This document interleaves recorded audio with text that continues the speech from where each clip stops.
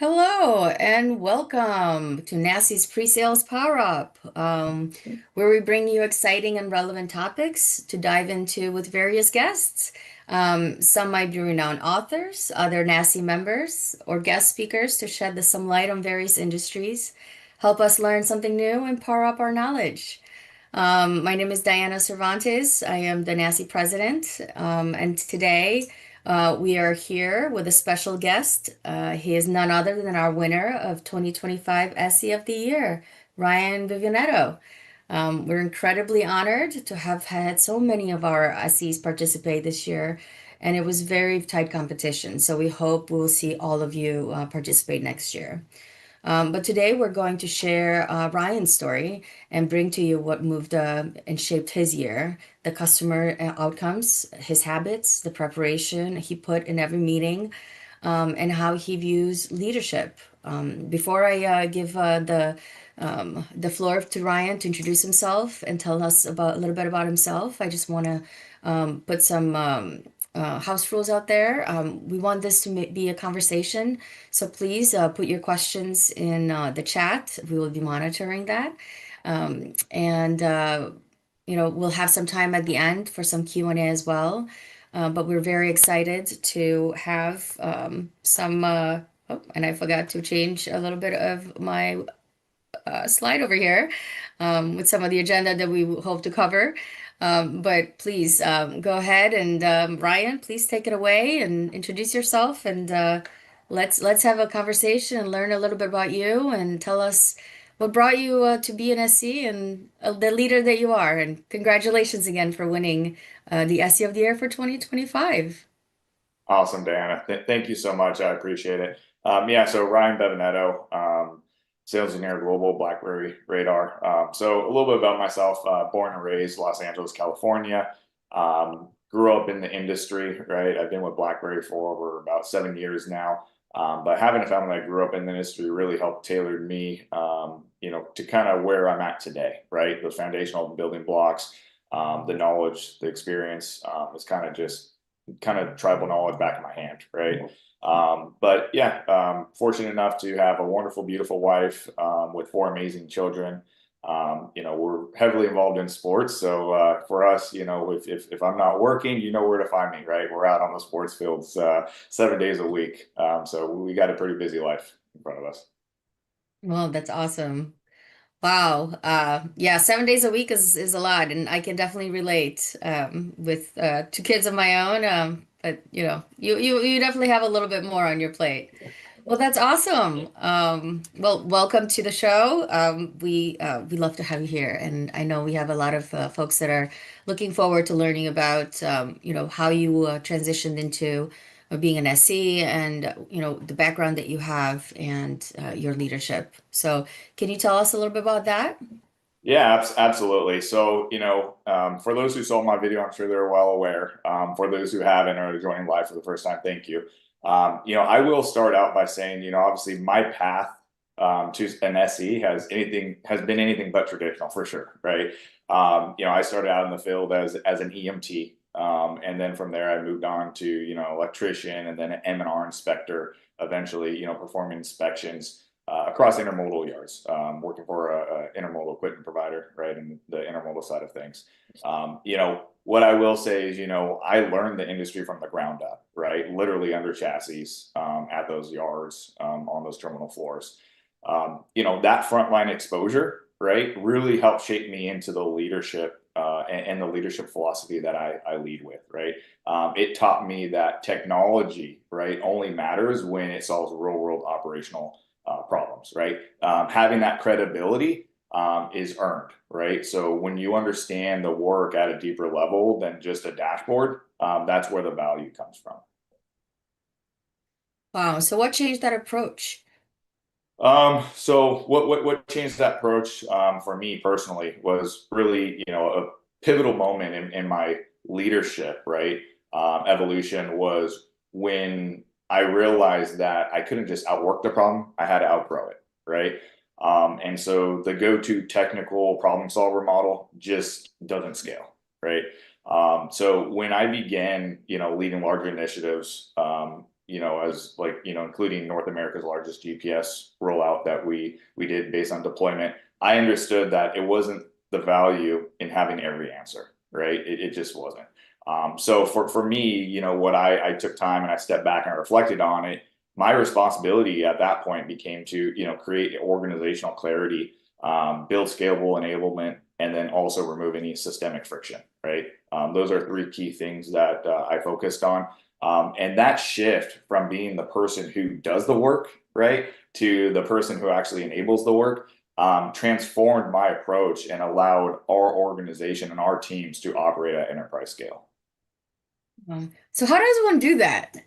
How does what are some of the steps that someone might do that? You don't have to go into a lot of detail, but like when you first decide that you want to, okay, I need to do this, like, is it like, I don't. I mean, there's no rhyme to reason, right? It's just kind of understanding and like knowing you have to be agile, right? And I think it kind of goes back down to my base roots, right? It's like, I was an athlete, right? I'm an ex-athlete, and knowing, preparation is everything, but you're going to have dynamics just like, in the field as an EMT or certain things, things are going to have to come up, and you gotta be agile, right? And you Mhm. have to understand and learn how do you change gears and shift to be successful, right? And so I think those foundational building blocks and those life experiences help me kind of build that into my leadership style. Right. And I bet the EMT skills and triaging got it came in handy. And having Yep. those planned out, the game theory that you have when you're playing a game. Wow, that's pretty cool. Did you have a family at this point when you first started? So Yeah, I actually did. A very young family, so it was hard, working 72-hour shifts and then going back and overloading and doubling up. I was in school, doubling up, taking the amount of units that I'm supposed to. So there was a lot going on there with a newborn and a young family and school. So sleep wasn't heard of, right? Like, what is sleep? So, well, my philosophy too on that is, I tell my kids today, even especially my oldest one and my middle one, because they're of age. But I say, look, there's two ways in life you can look at it. It's either hard now and easy later, or you can have it easy now and hard later. You choose, right? And so they know my style is hard now, easy later. And so, it's nice to see, and implement it and put that forth. yeah, that sounds amazing. I know a lot of our listeners probably relate to the fact that a lot of the hard now definitely pays off later. I can relate as well, and I can definitely thank my spouse for supporting me in those moments where the calls have to happen the next day and the work has to happen today. So we definitely appreciate your wife for just picking up the slack and helping out there with the family aspect of it. Well, that's awesome. So you had responsibilities that came up, and you had to create organizational clarity. I was just wondering about that specifically. What kind of support did you have on your team, your leadership on that? Because I know a lot of times when, um, you know, for example, there were times when I needed to do certain things. Did you get the support that you needed from your leaders within the company when you knew something had to be done, or did you have to kind of, you know, sell it?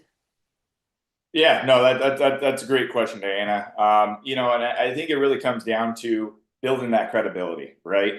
When I came to Radar, there was no sales engineering function at all, right? I had to build it from the ground up. So, obviously I've been with BlackBerry for 7 years now. So I think, over time and the evolution of time, right, that credibility is earned, that trust is earned, right? So when I go to them and, to the leadership, or my colleagues and my peers, and I say, hey, look, this is what we need to do. We need to make some adjustments, right? Obviously, you need to have some supportive, conclusive evidence to back it, right? Mm, But at the same time, hey, you own it. We trust you. Kind of run with it, right?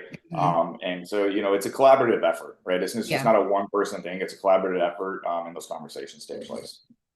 Yeah, no, that's great. That's one of the things probably our listeners are wondering, like, how do you build that trust and credibility?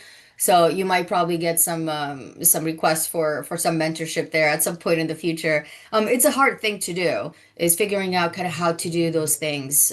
So you probably might get some of those questions. Um, no, that's wonderful. So okay, so shifting a little bit more towards building that repetitive enablement and toolkits that you built. Tell us a little bit more about that process and how you realize that you need to multiply yourself in a way where you're not quite there, and still be able to get some sleep, and you can still get the job done. Yeah, no, absolutely.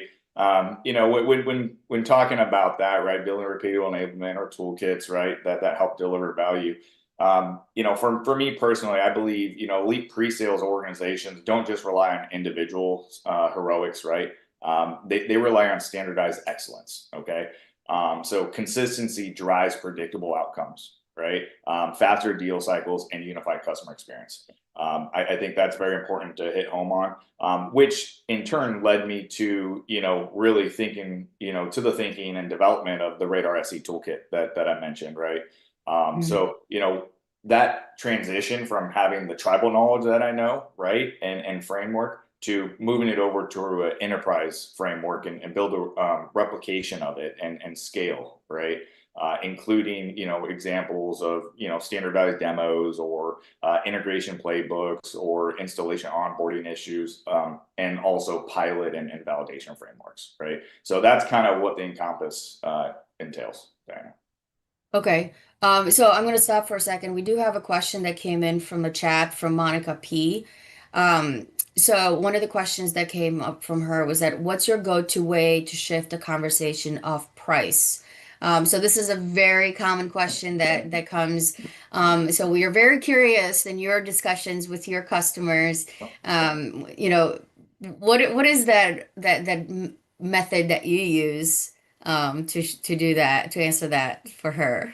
Yeah, absolutely. I'm happy to answer that. And, I think this, I know based on the topics, Diana, that we have covered, I believe I'll be able to answer this question here later on here in the Okay. webinar. So I Okay. appreciate the question coming through, Monica, and I'll be able Yeah. to provide you an Yeah, update on it. let's table this for a little bit, and then if it doesn't answer your question, Monica, by the time we're done and we're into the Q&A section, then we'll come back around and see if we can give you the answer that you're looking for.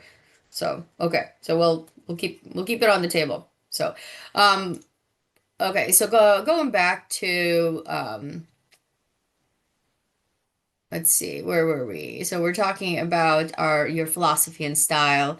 Let's talk a little bit about more your philosophy in terms of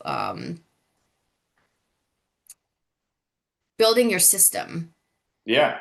Yeah, absolutely. So, when it comes to my philosophy and what effect does the enablement look like, right? So, my philosophy style is very simple, right? If you want to go fast, go alone. If you want to go far, right, build systems that outlast you, right? If something happens more than once, right, or more than twice, excuse me, operationalize it, right? So that's very important, right? Effective enablement should accelerate ramp time. It should increase technical and commercial confidence. It should eliminate any ambiguity, and then also ensure that every customer has the same high caliber journey, right? No matter who's presenting. I think that's very important. When you build systems instead of one-off efforts, right? Teams don't just perform better, right? It compounds their Mhm. impact, and I think that's very important. So ultimately, that's what enables scalability at that.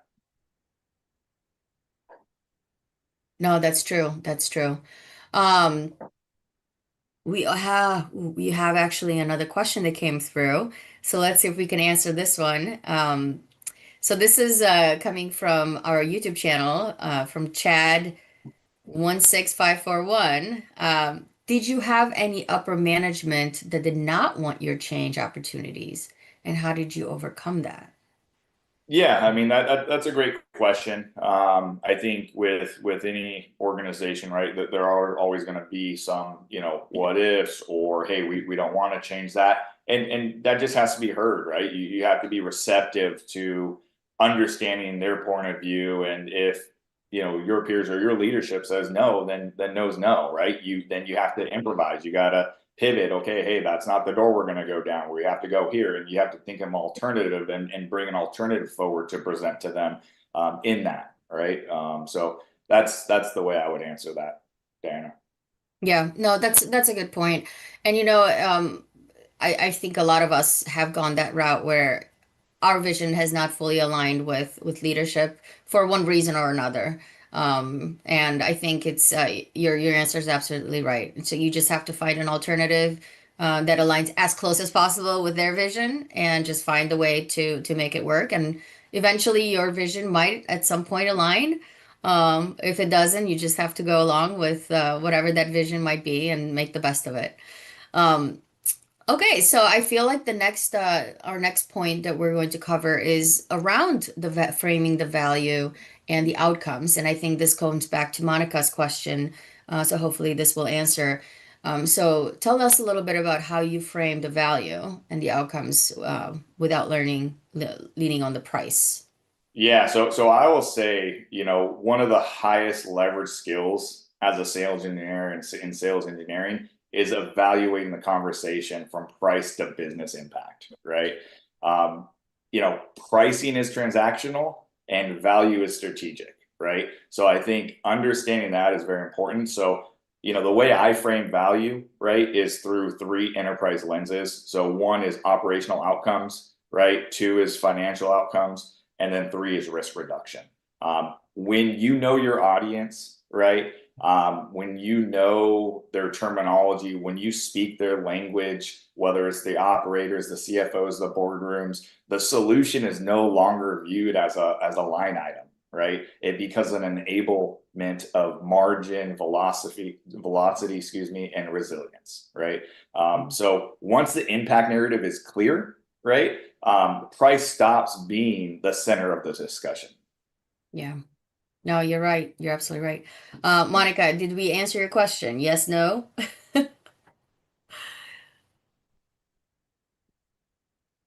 Well, we hope that was a yes. If we can elaborate any more, please let us know.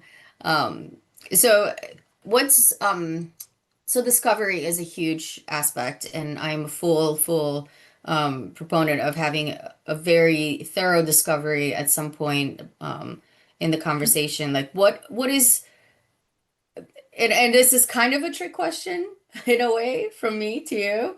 How much discovery is enough discovery? Every opportunity is different, right? Every opportunity is different. It is a great question, Diana. It really depends. It depends on, not only, so you as a SE knows your knowledge, your capacity, and what you can bring to the table, right? It also is viewed as how much knowledge does the account executive or that sales manager that is also in that call with you, right, that you're supporting, um, have, right? And that I think is a crucial point, is really deep diving into the discovery to ask those deeper, not necessarily technical questions, but operational impact questions, right? What do they need out of a solution? What are they looking for? What are their pain points? And it's more focused on that and taking those pieces away to say, okay, aha, okay, I have and I understand what is needed. If you don't get that on the first call, yes, a lot of times you're not going to get everything on the first call. You may have to set up a follow-up call, right? Because there's also different divisions within the organization that you also have to discover into, right? So getting into that level, building that relationship and doing the discovery, it's about building champions for those teams internally on their end that will help sell it internally and as you work through the discovery process. That's right. That's right. I feel the same way. One analogy that I've heard before, but one of the I can't the name escapes me. I believe it's Chris White.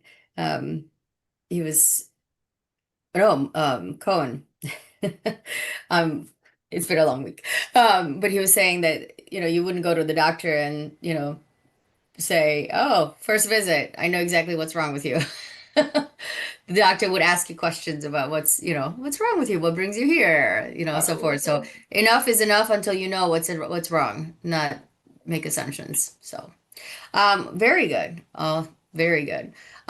So I know this goes back to kind of your being an athlete and just being your mentoring and balance and habits. Tell me a little bit about that and your sustained performance. Yeah, absolutely. Sustained high performance isn't created through intensity, right? It's created through clarity, discipline, and structure, right? For me as a leader and a mentor, right?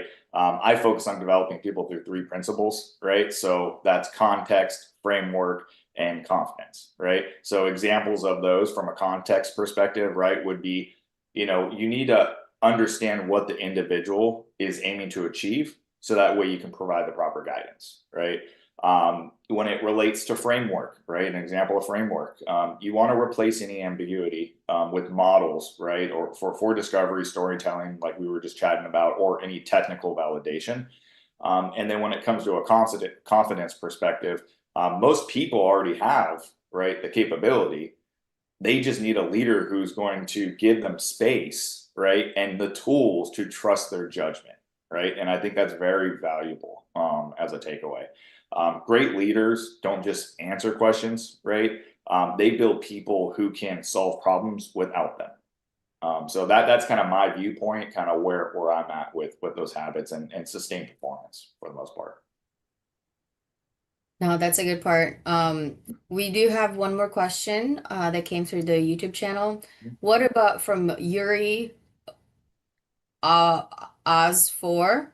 Um, okay, so for teams that will still rely on heavily on tribal knowledge, where should they begin if they want to build real enablement systems like yours? That's a good one, and I could appreciate that question. So, that tribal knowledge. First things first is get it on paper, right? Start documenting, get it on paper. Once it's on paper, then you can start dissecting it, kind of breaking it out. As an SE, right? I like to say an SE is really like a nucleus of the organization, right? They work with several cross-functional teams, whether it's engineering, whether it's product, whether it's sales, whether it's marketing. So there's a lot of facets to it. So get it on paper, document it, and start meeting with those leaders of those different organizational cross-functional teams to figure out what can you do to bring that tribal knowledge and actually put in motion and create an enablement toolkit, right? Very similar to what Radar SE toolkit became of today. Just to piggyback on that question, actually, do you use a specific tool, like a like a product tool, or Yeah, I mean, we do have some resources and some tools internally, right? Based off of it. There, obviously there is a, SharePoint functionality that they have available today. A lot of that is dependent on the organization. So I would just check with your peers, check with your leaders. They may have one place in today and looking to pivot, right? You want something that's easily accessible to everybody where they can be a go-to form from enablement side.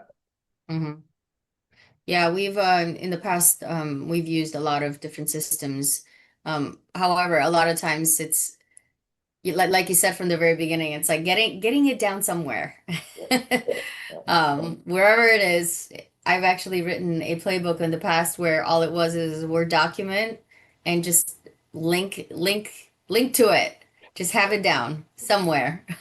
Right, right. Uh, Yeah. and it worked. It was like a chapter book, right? Like, Well, I mean, you think about it, right? And again, we talked about ramp time and all these yeah, different things, right? And if the resources and that enablement platform is built, it's designed for a purpose, right? It's designed to right. streamline everything, right? Yeah, So that way, the reps or the SEs or the AEs, right?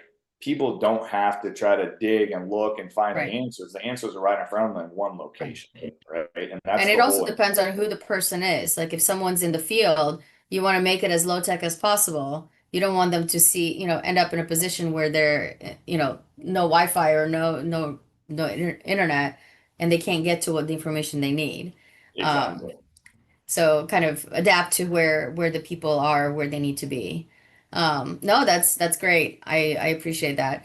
Um, and then the other question I was wondering about, and I know a lot of people are probably wondering this, with a family and everything else. And I recently sat on a presentation by the president and CEO of Northwestern University Hospital, and as you can imagine, it's a very, very large organization. And my question to him was like, how do you do it?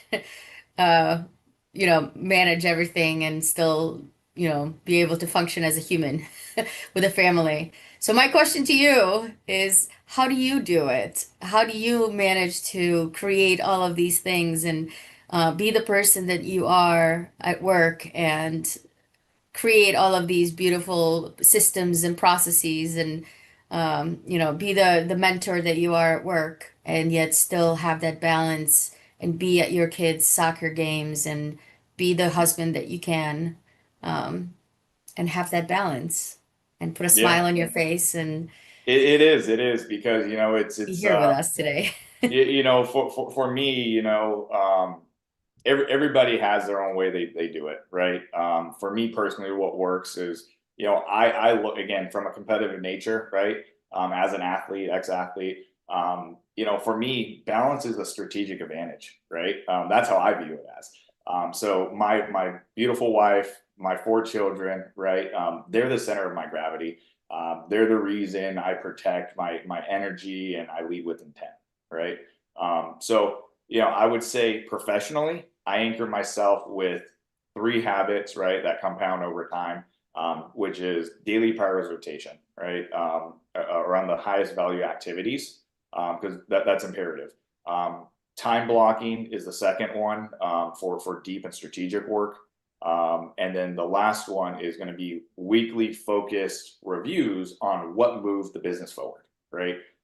Those three key things are very important for me, and how I balance and the habits that made me get to where I'm at today. Okay. When you operate with purpose, with structure, right, performance becomes sustainable rhythm, right? It's not a cycle of burnout and recovery. And I think that's imperative because in today's society with SEs, they're probably like, man, I'm getting burnt out, right? I think I saw NAASE put a post in there, and one of the top things was, how do you prevent burnout of SEs, right? So this is kind of the framework that I use, and it works very well for me. I would love it if you can speak a little bit more about that. Maybe not in this format today, but Yeah. just, be able to kind of share, what your daily routine is. Do you, weekly routine? Maybe write a blog about it. I think that would be amazing. Do you have any resources that you read to lead you to that? Or is Yeah. it something that you've created over a period of time? I know all of us are chasing that secret sauce of how not to end up in that position because the information is just multiplying exponentially every day, and then we all feel like we have to keep up with it. And family is there, and I feel like a lot of us are trying to keep that balance. Um, so. Um, Yeah, feel for free sure. to. For sure, definitely, definitely help out where I can, right? As you mentioned, kind of already know how busy and chaotic, my life is between work and balance and everything like that with sports 7 days a week. Um, and being the husband I am and the father. But yeah, definitely where I can help out for sure. I would love to. I'm really big into mentorship and helping give back to those who gave to before me, right? I think that's really important to keep giving back for sure. That's awesome. Well, we thank you. There's one more question that came up on YouTube chat. So from Aisha K, you mentor future leaders cohorts. What patterns do you see in new SEs who level up fastest? That's a good one. I think I kind of got to look at that. Yeah, so um, mentoring individuals and future leader cohorts, that's again personal to me, right? Because what I just mentioned of trying to get back to those who gave before me, right? Keep the legacy going, keep it continuing.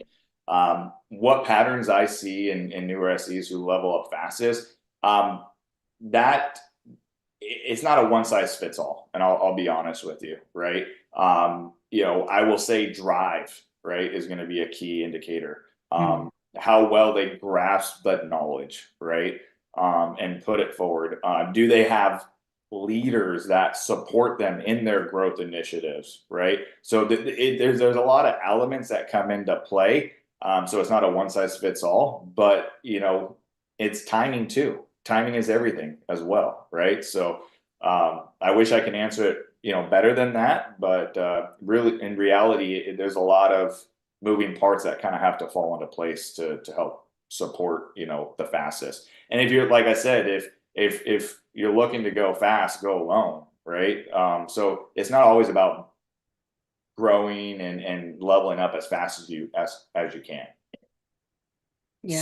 Soak what you can and take everything you can in, learn, and that learning and that experience and that knowledge will help you grow to get to the next level, right? Yeah. No, that's great. Great advice. All right. I don't see any more questions. Any other nuggets of advice that you have from your career? Um, I mean, if there's not any more questions, I mean, there is a closing remark that I would like to say. I don't know if we're at that time now. I know we still got a little bit, but happy to support any additional questions. But I would just say, perseverance before closing remarks. I would just say perseverance, right? I think perseverance is everything, right? You're going to be throwing things, and you're like, well, how am I going to get this done? There's going to be deadlines, and you just gotta, you gotta look at where's the silver lining at, right? And it's like just because you may view it as a negative connotation, it's not necessarily negative, right? You got to learn how to take that negative, use it, and turn it into a positive impact, right? And so I just personally that's what I do, right? And it just mentally it will help move you forward and it will help you get through what you need to get through rather than sitting there in front of a computer thinking, how am I going to get this done? And you're just blaring at it, staring at a blank screen, just like, okay, well, I need this. Here's the deadline. What am I going to do? Right. So you just got to do that and just put it into action because delaying it's not going to do you any good. I agree. I agree. And use every single experience as a learning experience. Even Yeah, if it was even if it was a great experience, don't look at it as like, yeah, and that's it. Look at it as like, yeah, and then what? exactly. It's always Exactly. that, and then what? I've Yep. And I would say too, like, go back in your own personal story, right? Any of you guys, right, that are listening in, go back to any of your personal stories and find a time of, what did you do in this situation, right, that you came across when things got tough, right? And figure out how did you get through that, right?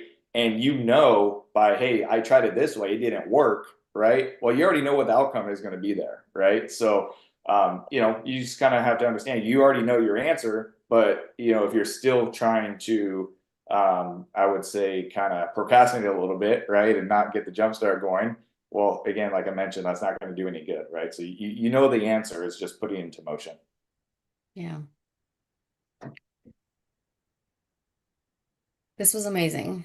Thank you so much for sharing all of this with us. It was I think it's eye-opening to see other successful folks and how they operate. Um, it's encouraging. We love to see this, and we appreciate you. And thank you for being part of our community and opening up yourself to mentoring us and everyone else. And we look forward to many more nuggets of gold that you might want to share with us. So we appreciate Yeah. you. No, Diana, Um, absolutely. I appreciate it. And I'll just say, for anybody that has any additional questions outside of this forum or in this webinar, feel free. Don't hesitate to reach out. Follow me on LinkedIn. Message me. If you're part of NAASE, reach out through there. But I'm here to help support, mentor, and keep, SEs going for our great industry that we're a part of, right? It's a collaborative effort. In closing remarks, I would like to say scaling isn't about doing more, right? It's about empowering more. If we do that well, the next generation will stand on stronger shoulders than ours, right? It's not about being the smartest person in the room. It's not about making you the hero, right? It's about making others shine brighter around you. So I'll end it there. Thank you. Yeah. So before we do end the conversation, I do want to share another slide. Um, and I'm going to just give me a second here. We do have a few things to share about NAASE. Um, Back to my little slides here. A little bit about what's going on with us. So we do have LinkedIn frames. So this is a few things that you can self-service yourself once you get into your profile. Um, I do have something that, so you guys can see, I pulled it up on my profile. So if you can see here, this is kind of what it looks like. So if you want to put your little sales engineer, you can do it now in your profile, so you can do it yourself. So it's going to appear once you log in. You can have it over here on the LinkedIn frames. So that's new for you guys. We do have a new SE book for directory that you can go and you can filter through some of the titles. We have a mini study published that we based on the poll results. If you see them on LinkedIn, you can now check it out over there. And then we also have some updates to the CSE page. So you can go through and it has a little bit better, clearer steps, and you can go through and read a little bit better and check it out. So all of this is updated on our website. So you can go check it out at salesengineering.org.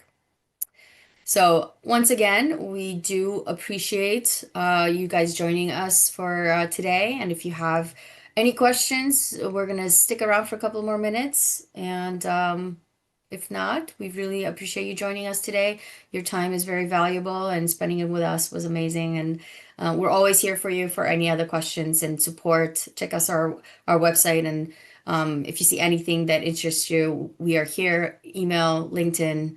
Phone call. I think we have a number over there that we're happy to answer and talk to you. Give us a call, shout, and we're happy to answer. Again, Diana Cervantes. Ryan here is our winner of 2025 SE of the Year, and we look forward to speaking with you. Awesome. Thank you, everybody. Thanks, everybody.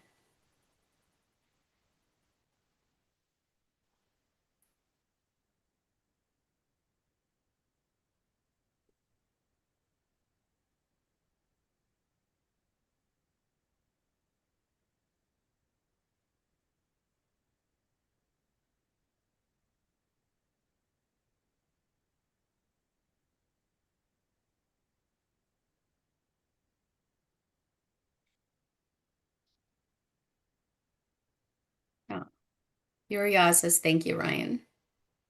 Awesome. My pleasure.